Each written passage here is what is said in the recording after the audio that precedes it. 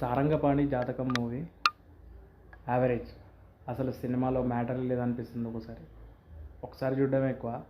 And cinema plot ఏంటంటే, love చేసిన అమ్మాయిని పెళ్లి చేసుకునే ముందు ఆయన జాతకంలో ఒక ప్రాబ్లం ఉంటుంది. ఆ ప్రాబ్లం సాల్వ్ చేసి ఆ అమ్మాయిని మ్యారేజ్ చేసుకున్నాడా లేదా అనే థీమ్ మీద రన్ అవుతుంటుంది.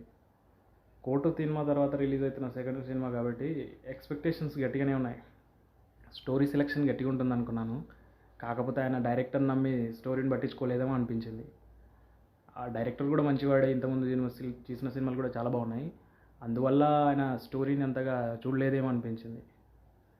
ఇక సినిమా ఫస్ట్ హాఫ్ అయితే ఒక స్టాండప్ కామెడీ షోలో ఆ పర్సన్ నవ్వించడానికి ఎంత కష్టపడతాడో వీళ్ళు అంత కష్టపడ్డారు అనిపించింది. అసలు ఎక్కడ సెకండ్ హాఫ్కి వచ్చేసరికి కొద్ది బెటర్ అనిపించింది. వైవా హర్ష ఎంట్రీ తర్వాత కొద్దిగా అక్కడక్కడ బాగానే పెళ్ళాయి, పర్వాలేదు.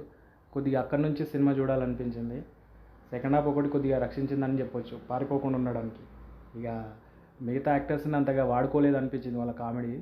ఇక పర్ఫార్మెన్స్ వైజ్ అందరూ బాగానే చేశారు, ప్రియదర్శి సహా. కాకపోతే కామెడీ సెట్ అవ్వలేదు అనిపించింది. ఇక బీజిఎం సినిమాకు చాలా బెటర్ అనిపించింది. బీజిఎం ఉన్న సాంగ్స్ రెండో మూడో ఉన్నాయి, కొద్దిగా బెటర్ అనిపించింది సాంగ్స్. వన్ టైం వాచబుల్ అని చెప్పొచ్చు మూవీ. ఒకసారి చూడడం కూడా చాలా ఎక్కువ. ఇక ఒకవేళ మీరు మూవీ చూసి ఉంటే మీకు ఏ విధంగా అనిపించిందో కామెంట్ సెక్షన్లో కామెంట్ చేయండి. అండ్ నా రివ్యూ నచ్చితే లైక్ చేసి షేర్ చేయండి. అండ్ కొత్త వాళ్ళు అయితే సబ్స్క్రైబ్ చేసుకోండి. Thank you for listening.